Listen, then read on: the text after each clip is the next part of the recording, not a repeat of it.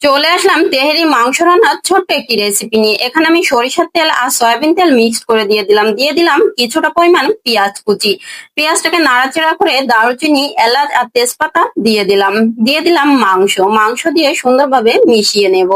এখন দিয়ে দিব একটু আদা রসুনের পেস্ট, পেঁয়াজ বাটা, জিরা বাটা, পরিমাণ মতো লবণ, আর দিয়ে দিব কাঁচা মরিচ, ধনিয়ার গুঁড়া, শুকনো মরিচের গুঁড়া।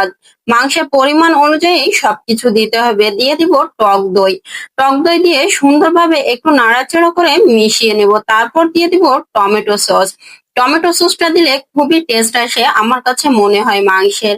দিয়ে সুন্দরভাবে মিশিয়ে ঢেকে রেখে দেবো মাংসটা সিদ্ধ হওয়া পর্যন্ত। এদিকে আমি চালটাকেও ভিজিয়ে রাখবো। চালটা ভিজিয়ে রাখলে ভাতটা খুবই সুন্দর হয়, সেজন্য চালটা ধুয়ে ভিজিয়ে রেখে চলে আসলাম আবারও মাংসের কাছে।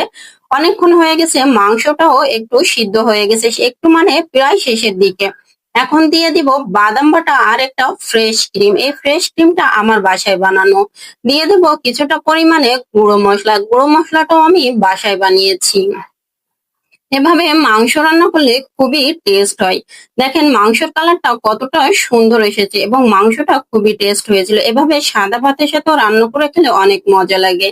আমার ভিডিওটা যদি ভালো লেগে থাকে তাহলে অবশ্যই লাইক, কমেন্ট করে সাবস্ক্রাইব করে পাশে থাকবেন। এভাবে প্রতিনিয়ত রান্না দেখতে আপনারা সবাই সাথে থাকবেন। আমার ভিডিওটি কেমন হয়েছে অবশ্যই